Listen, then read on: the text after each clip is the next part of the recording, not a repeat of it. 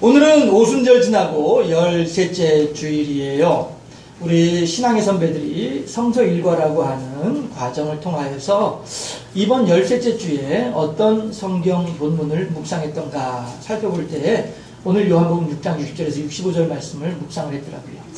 그런데 이 본문 내용을 한번 우리가 생각을 해볼 때에 먼저 이 생각을 해보게 됐어요. 개구리 올챙이적 생각 못한다. 그런 말 있죠. 이 말이 무슨 뜻이에요?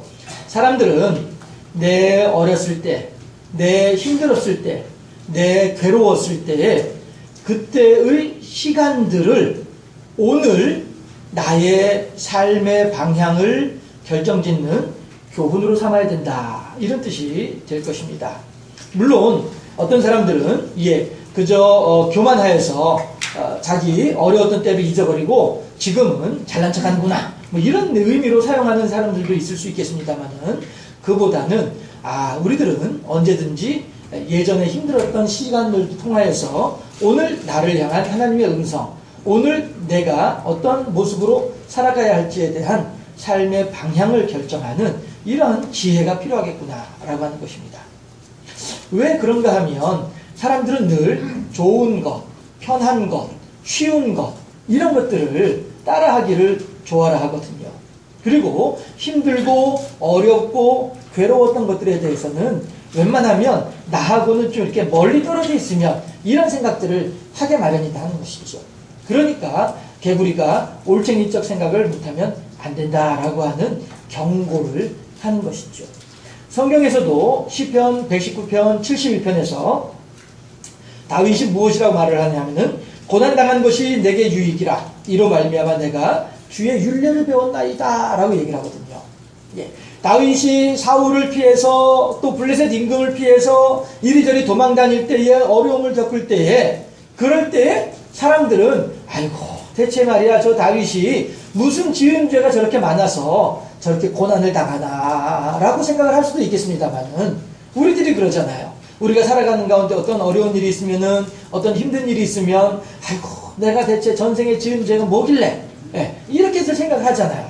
그러나 그것이 아니고 도리어 다윗은 그 어려운 시절에 도망다니는 시간에 생명이 경각지간에 달려져 있는 그 순간에도 하나님의 율례를 배웠다는 거예요. 하나님의 말씀을 듣고 하나님의 음성을 깨닫고 하나님의 사랑을 경험했다는 것입니다. 해서 고난당한 것이 내게 유익이다라고 이야기할 수 있다는 것이죠.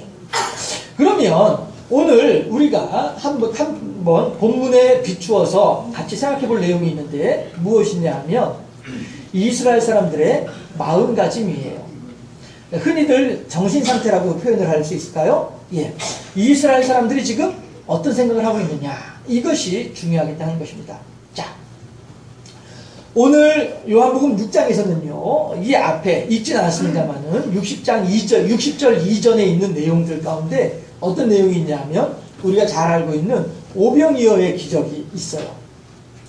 예수님께서 들판에서 하나님의 말씀을 증거하시는데 다들 끼니 때가 됐는데 먹을 것이 없잖아요. 어떻게 하면 좋을까 생각을 하던 중인데 한 소년 아이가 작은 사람이 자기의 개인 도시락으로 삼기 위해서 보리떡 5개 하고 물고기 2마리를 가지고 이제 와서 있었던 것이죠. 그런데 이것을 이제 혼자서 먹으려니까 거기에 있는 많은 사람들이 있는데 혼자서 먹으려니까 이게 좀 그렇잖아요. 어떻게 하면 좋을까 하는 중인데 예수님께서 그거 이리 가지고 오너라 해가지고 그것을 기도하니까 그 자리에 있었던 모든 사람들이 다 배부르게 먹을 수 있었더라. 이것이 오병이어의 기적이잖아요. 참 희한하죠. 어떻게 보리떡 5개가 그 많은 사람들을 먹일 수 있었는지 알 수 없습니다. 그렇지만 이것은 하나님께서 이스라엘 백성들에게 베풀어 주시는 사랑이고 이스라엘 백성들이 현재 처해 있는 고난과 고통과 괴로움의 시간들에 대해서 하나님께서 위로하시는 모습이라는 것이죠. 그런데 그 다음날 사람들이 아마도 모르긴 몰라도 더 많이 몰려왔을 거라고 생각을 해요. 왜냐하면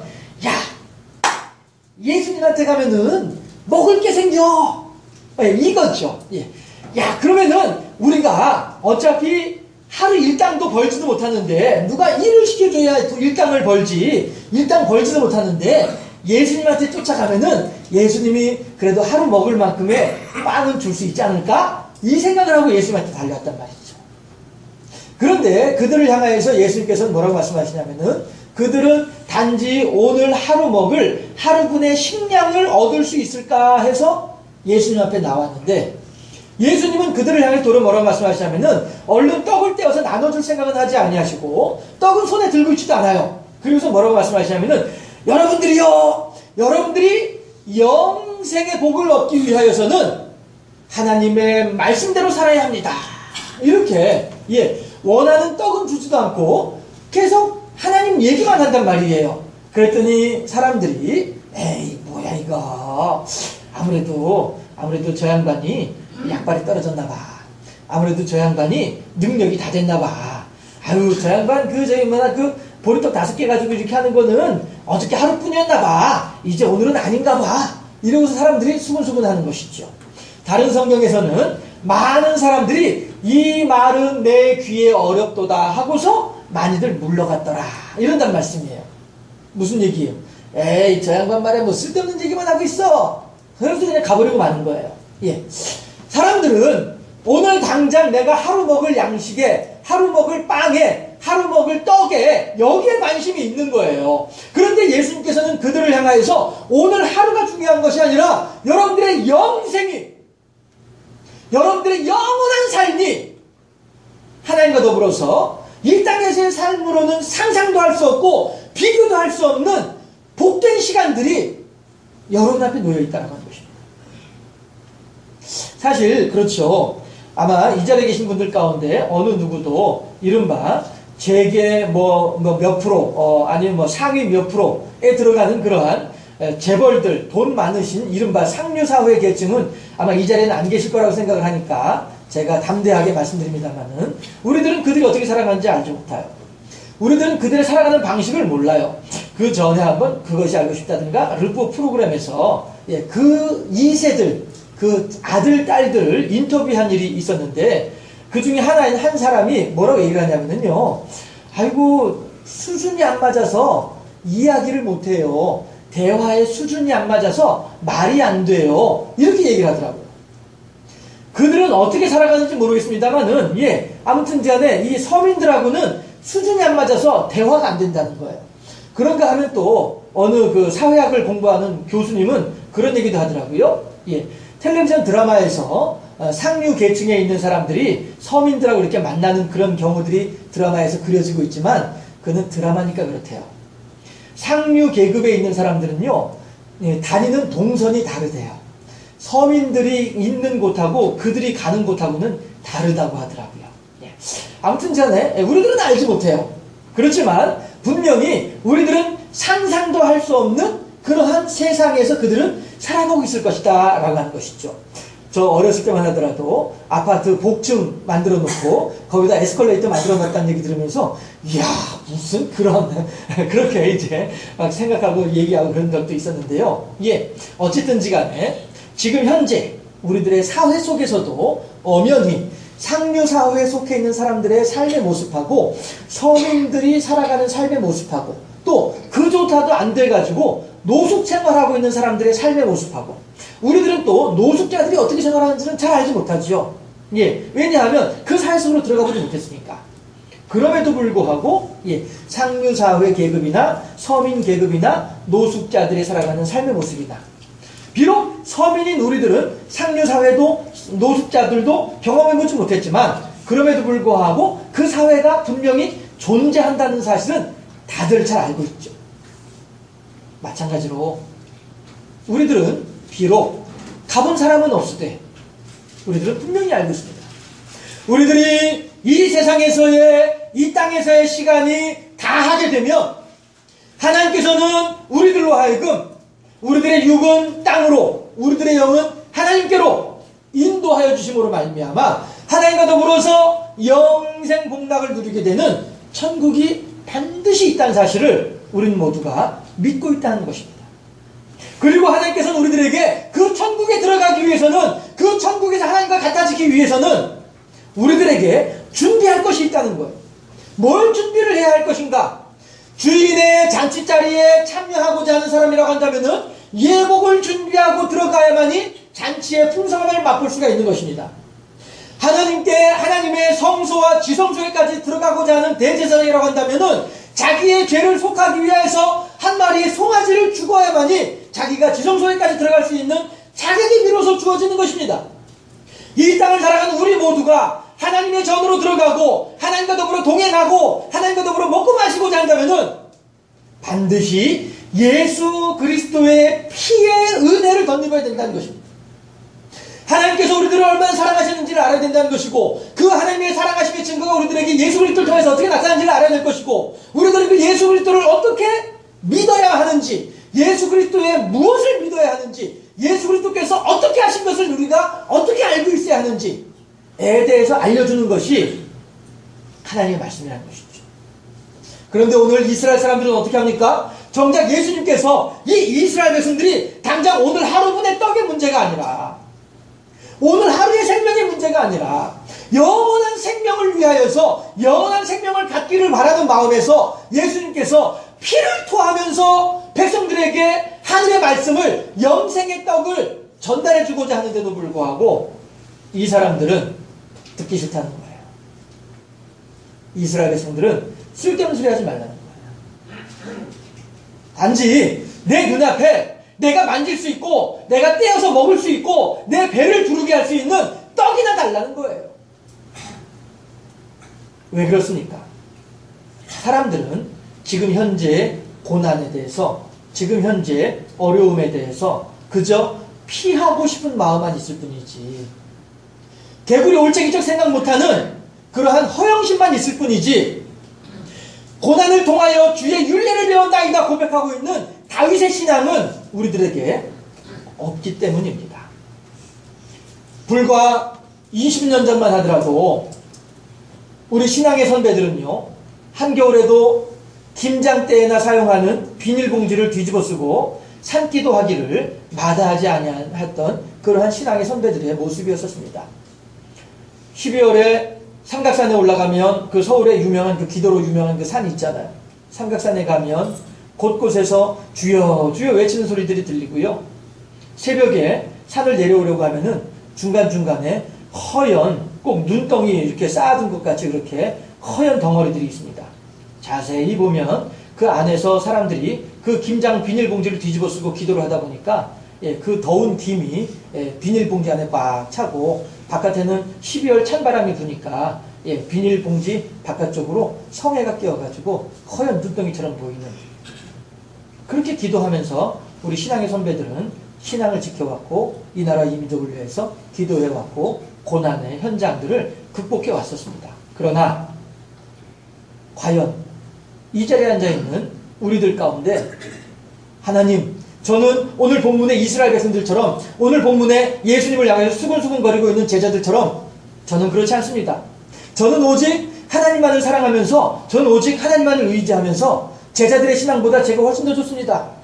예수님의 곁을 불평불만하면서 떠나가던 이스라엘 백성들의 신앙보다도 저의 신앙이 훨씬 더 훌륭합니다. 저를 포함해서 이 자리에서 과연 자신있게 하나님을 향하여서 손을 들 수 있는 사람들이 몇 명이나 있을까 하는 것입니다. 여러분, 오늘 우리는 어떠한 고난의 자리에 있습니까? 그리고 우리들은 그 고난의 현장에서 어떠한 마음가짐으로 있습니까? 어저께 어떤 분하고 그런 이야기를 잠깐 나눴는데, 우리가 잘 알고 있는 지미 카터라고 하는 미국의 전직 대통령이 있지요. 이 양반은 참 하나님을 잘 믿기로, 하나님에 대한 신앙이 신실하기로 잘 알려져 있는 그러한 분입니다. 그런데 이분이 이제 91살이 되었는데 위에서 흑색종이라고 하는 암세포가 발견이 되었답니다. 그래서 일단 제거하는 수술은 다 했는데 뒤에 한 번 더 사진을 찍어보니까 이번에는 뇌에 흑색종 4개가 발견이 됐답니다. 이 양반이 그 사실을 알고서 기자회견을 했어요. 기자회견 내용이 기사로 떠 있어서 제가 잠깐 읽어본 적이 있습니다. 무엇이라고 얘기를 하냐면, 내 뇌에 흑색종 4개가 발견됐다고 하는 이야기를 들으면서 이제 내게 남겨진 시간이 얼마 안 남았다라고 생각을 했습니다. 그러나 나는 어떠한 결과가 나온다 할지라도 하나님의 뜻에 순종할 준비가 되어 있습니다. 기자회견하면서 말이죠. 그분을 기억하시는 분들은 잘 아시겠습니다만 그 특유의 빙긋이 웃으면서 그렇게 인터뷰를 했다라고 하는 기사 내용을 그들은 읽었습니다. 여러분, 우리들은 어떠할까요? 과연 우리도 만약에 그만큼의 나이가 되고 그만큼의 신앙의 연륜이 쌓이게 되면 우리들도 그만큼의 신앙을 고백할 수 있게 되는지 참 소망하는 바입니다만, 의사들도 뭐라고 얘기를 하냐면 이제 더 이상 의학적으로 할 수 있는 방법은 없고 이 환자가 마지막 순간까지 삶의 질을 어떻게 하면 풍요롭게 유지할 수 있을지 이것이 이제 우리들이 해야 할 일입니다. 이렇게 얘기를 하더라는 것이죠. 여러분, 우리들이 고난 가운데 처해 있는 분들이 있습니까? 어느 누구인들 그 고난을 즐거워하고 그 고난을 즐길 사람들은 어느 누구도 없을 것입니다. 그러나 그 고난을 통하여서 우리들은 하나님의 사랑을 더욱더 깊이 깨달을 수 있는 것은 우리들의 몫이다라고 하는 것입니다. 그 고난의 현장에서 불평하고 불만하며 수군거리면서 예수님의 곁을 떠나가는 사람들이 있는가 하면 그럼에도 불구하고 주여 생명의 말씀이 여기 있사오매 내가 네게로 가오리까? 베드로의 고백이잖아요. 우리들의 삶 가운데 몸에 좋은 약은 입에 쓰게 마련입니다. 내 몸에 있는 병이 중하면 중할수록 약은 더 독한 약을 사용할 수밖에 없습니다. 그럴 때마다 의사들은 보호자에게 미리 이야기를 하죠. 이 약은 성분이 독하기 때문에 위장을 상할 수도 있습니다. 혹은 간장이 손상될 수도 있습니다. 어떻게 할까요? 보호자들은 그래도 그 약을 써야 하지 않겠습니까? 라고 얘기를 하죠. 왜? 우선 당장 이 중한 병을 잡는 것이 우선이잖아요. 그 다음에 망가진 위장이라든가 망가진 간장은 그 다음에 어떻게 할 일이고 우선 살려놓고 가야 되니까 그 독한 약이라도 써야 할 수밖에 없는 것입니다. 이것이 우선순위이고 이것이 지혜이지 않아요? 아유, 그걸 어떻게 해요? 그 무서운 걸 어떻게 해요? 해야지 어떻게 해요? 그래야만이 살 수 있으니까. 이것이 지혜이죠. 우리들 앞에 있는 고난을 아이고 하나님 나한테 무슨 이런 고난을 자꾸 주시는 거예요. 나 이거 싫어요.